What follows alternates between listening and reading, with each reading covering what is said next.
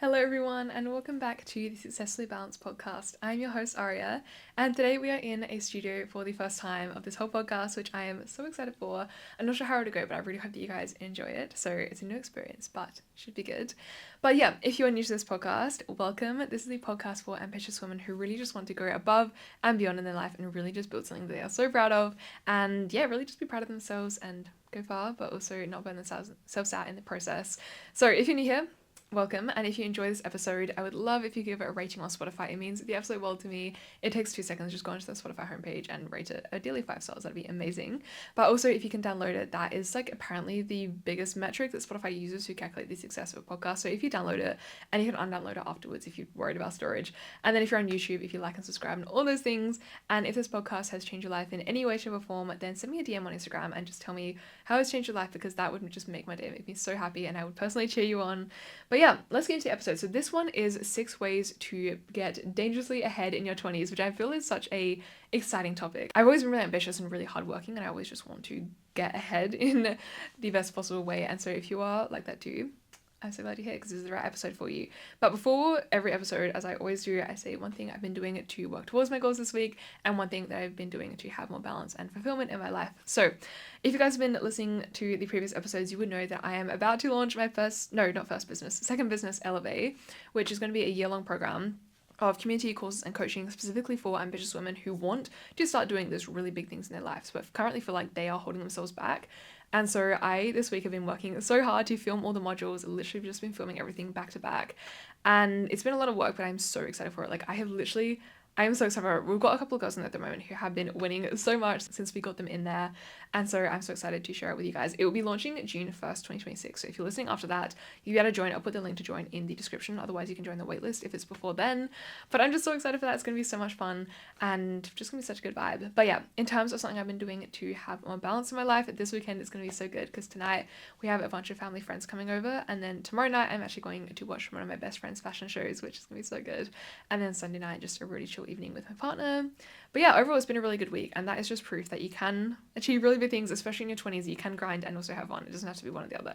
But in this episode specifically, we are focusing more on, I don't want to even call it the grind, but like the way to really accelerate and get far in your life in your 20s, because I think that there is such a stigma around your 20s being the time to just relax, have fun, enjoy your life, which I totally agree with. I definitely agree with enjoying your life at any stage of life. But I know that in 10 years' time, I'm going to be either regretting or thanking myself for the actions that I take now. And so I would much rather put in more work now and then be grateful when I'm 32, being like, yes, I'm so glad that I did all of that back then when I was younger. And so this episode is really about, okay, what are those things you need to start doing now so that in 10 years you're like, yes, I'm so glad that I set myself up so well. So let's actually get into it. The first point that I have, there's 6 points here.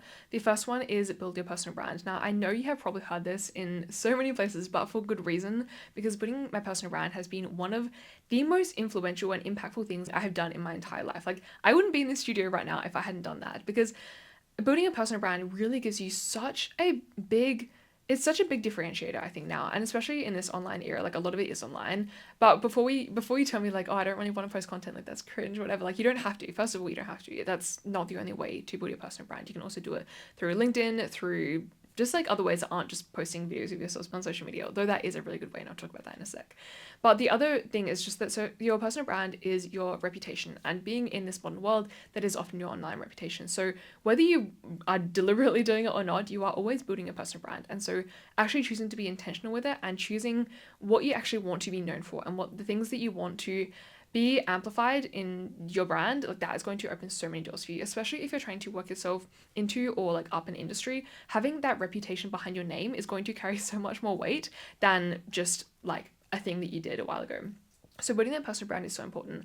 Now, what I mentioned about content creation, it has genuinely changed my life. There are so many things that I would not have had the opportunity to do in my life. Like, I just got invited to join a community who does retreats all around the world. They literally just had one in Croatia. And that wouldn't have happened if I hadn't been putting myself out there and posting content, because they reached out to me through that. And so I really, truly believe that if you really want to get ahead, there is just so much opportunities. Not saying you have to, but there are so many opportunities that can come out of it. And yes, it is a skill. I am not naturally good on camera. I'm not naturally good at speaking. I'm not naturally good at confidence, anything like that. But I developed it so much through that. So would strongly recommend doing social media and just starting your personal brand. The second one is to start investing. Now, I will preface this bit of the episode. I'm not a financial advisor. I do not even have that much experience. I don't even have a degree in finances or whatever. But I'm just speaking from my own experiences and from what I can generally gather from the world. I'm currently reading a book at the moment called The Psychology of Money, which is really interesting. I would definitely recommend that because it really talks about what goes on in people's minds when they make certain financial decisions and how the world responds to different financial circumstances the way that they do. And it's a really good understanding outside of just the numbers of money, which I think is really important. If you want to learn more about investing and all of that, definitely listen to Mia Rose McGrath. She is incredible. She's the founder of Frugal Chic, which basically explores the means of building wealth and living a luxurious life in a frugal way where you're actually still building actual time, location, and financial freedom. So if you want to learn more about that, she knows so much more. Again, she's just speaking from her personal experience, but it's been such a hobby for her. And I have been binging her podcast episodes, and I think she just explains everything so beautifully. So definitely go check her out. But in terms of actually investing, there is so much that can come out of just chipping in slowly over time. So I'm not going to give you specific strategies, but generally, as the market has shown, a 10% average return on investments per year. And so if you're just investing a little bit over time, even 2 years, it's not going to look like much, but in 40 years or even in 10 years, it's going to be a huge amount because of compound interest, where basically when you invest a certain amount, you get interest on that, which then adds up, and then that you get a higher return on your investment every single year. Now, leading off from that, the third point that I want to talk about is actually investing in your soft skills. So things like communication, things like speaking, anything that makes you human, especially in this world where we have AI, which is taking over a lot of our jobs, unfortunately. It has never been more important to be so human and have so much authenticity and really knuckle in on those soft skills. Because honestly, two people can be really intellectually smart and have really good hard skills and be really good at something technically, but if they don't have the skills to communicate that and articulate that, is really going to be a differentiator. So actually investing not just money, but time and effort into developing those skills. So for example, looking at online courses, reading books, actually just practicing the art of speaking and communicating and negotiating and developing those skills is going to take you so far and really, really get you so much further ahead than someone who overlooks those things. And I really think that it is something that can be overlooked a lot because people spend a lot of time looking at the intellectual side of things and building their knowledge and building the hard skills. But the people who actually take the time to learn to build their confidence and their self-belief, which by the way is all happening in tier 1 of Elevate. Like if you want to look at any of that and really develop that, tier 1 of Elevate is going to be the place to be. Tier 2 is going to be more on content creation, selling online, create a CEO business, things like that. But tier 1 is really going to be looking at those soft skills. So if you want a place to develop those things, Elevate is definitely the place to be. But I think people often underestimate those skills because they aren't as tangible. You can't really see that. But when you look at over time, the difference between someone that has confidence to put themselves out there and take risks versus someone that may be technically more skilled and more knowledgeable but doesn't have that same confidence is going to be huge. So definitely that's something I cannot stress enough. The fourth one is to surround yourself with go-getters. And what I mean by this is that there is this saying that the 5 closest people around you will form who you are. So you are basically the sum or the average of the 5 people around you. I'm not saying that you have to ditch your friends and find like the perfect friends. It's more about like finding the people who are aligned with your values and either are in a position that you want to be in or are working hard towards it. Because think about it, if you're surrounded by people that don't really care about getting ahead, they just want to watch TV and, that's fine too, like they can do that. But if you are someone who really wants to go above and beyond, you need to be surrounding yourself with people who have that same mindset. Because if the people around you don't have that same mindset, that is going to be your limiter and that's going to hold you back. Whereas if you are in a room of people who are even more ambitious than you and even more hardworking than you, that's going to be an accelerator and they will expand your capacity and your sense of what is possible. So really have a look at, okay, are the people around me reflective of the life that I want to live? And if not, how can I get myself in rooms where people are thinking the way that I want to be thinking? How can I get myself in rooms where people are at a level that I want to expand myself and my capacity to reach? Now, the fifth one is to build a passion project rather than just collecting trophies. I feel like this one is more common in terms of like college admissions and people, helping you get into really high level universities. But personally, I think that it is so much more impressive when someone has started a project and really built it over years, like months to years, and you can really see that come into fruition rather than just going around and trying to collect all the volunteering certificates and the internships and everything.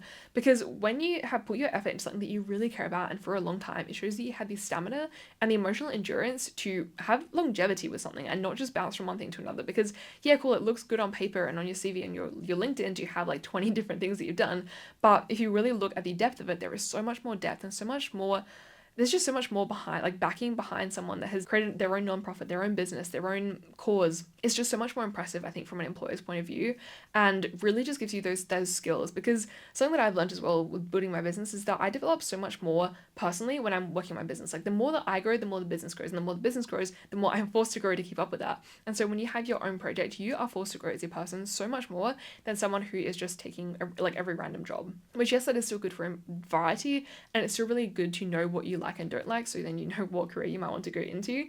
But that being said, I do think it's so much more important to really build a passion project over just collecting trophies, so to say. Now, the sixth one, which I think personally I feel like this has benefited me so much more and has really separated me a lot from where I could have been, and that is to execute fast. So when you have an idea where you want to do something, have a rule to turn that idea into something tangible within 24 hours. So literally from the moment that you think, oh, I should do that, within 24 hours, something exists of it. Not the entire project, obviously, but just something exists. Like if I say I want to start a new business, within 24 hours, I will have the landing page or I will have the outline or something like that. Because so many people, especially in the 20s, they wait to be older or more experienced to do something, when really you gain that knowledge and experience by just doing the thing. And so if you were to start building a project when you were 20, and you work on it for 4 years, by 24, you're going to have a bloody amazing project that you've been working on. And that would have been because you started working on it so young and you just executed. You didn't wait for anyone's permission, you didn't wait to feel ready or anything like that, you just executed. Also, there's this girl on social media, she has a challenge to get rejected 1,000 times. I think that is the coolest thing ever, because like if you fail because you're constantly pushing yourself forwards, you're going to go so much further. The people that hold themselves back because they're scared of rejection are going to stay back, whereas the people that put themselves out there, that send in that CV, that send in that application to be a podcast guest, like those people are going to get in the rooms that the people that are too afraid to put themselves out there are ever even going to touch. So it really is about being so unafraid to fail, and so unafraid to fail in public, especially. Those people that have the willingness to do that, which is very rare, I would say, are going to get so much further than the people that don't. So that is the main things I would say. I don't think there's anything I missed from there. But if you're interested in me talking about this more, like I would love to chat about this more, or if there's any specific points you want me to elaborate on, let me know in the comments. But otherwise, I really hope you've enjoyed this episode. And if it isn't June 1st already, get on the waitlist for Elevate, because I seriously think this is going to change so many people's lives and I'm so excited for it. But if it is after that, definitely join, because I'm so excited, and I will be cheering you on from inside. So that would be amazing. But if you enjoyed this episode, please give it a rating on Spotify, or if you're on YouTube, then like, subscribe, all those things. Otherwise, if this podcast has changed your life in any way, shape, or form, then send me a DM on Instagram at @byariabradley and just tell me how it's changed your life. That would mean the world to me. And yeah, hope you have the most amazing day, and I will see you in the next episode. Bye bye.